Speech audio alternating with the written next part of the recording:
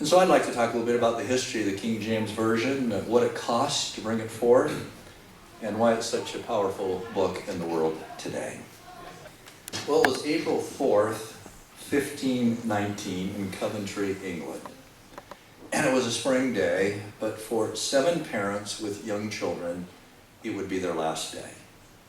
There were 6 men and 1 woman that were walking in procession to a place known as a little park, where there were stakes in the ground and bundles of straw and sticks that lay piled by them. Today, or in that day, those 7 people would face the heretic's fire. They were ordinary people with ordinary names, but their names are recorded in history.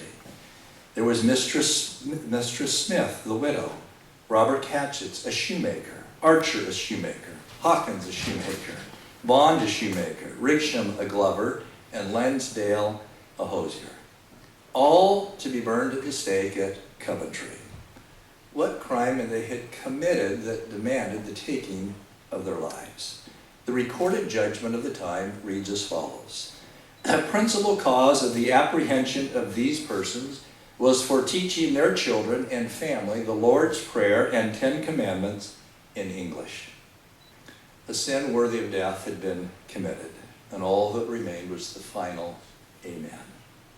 Only the widow Smith received a reprieve.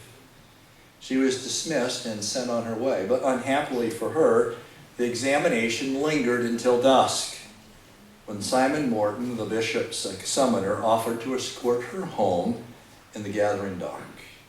Taking her arm, he heard the rustle of some papers in her long sleeve. What have we here?" he asked, pulling a precious roll from its hiding place. The 10 Commandments and the Lord's Prayer greeted his eyes, but they did not appear in the lofty Latin. They appeared in the vulgar English. "Come," he said, "as good a time as now as any." And he returned her to the bishop, who condemned her with the 6 men who had been sentenced earlier, and so they were burned for quoting the scriptures in English.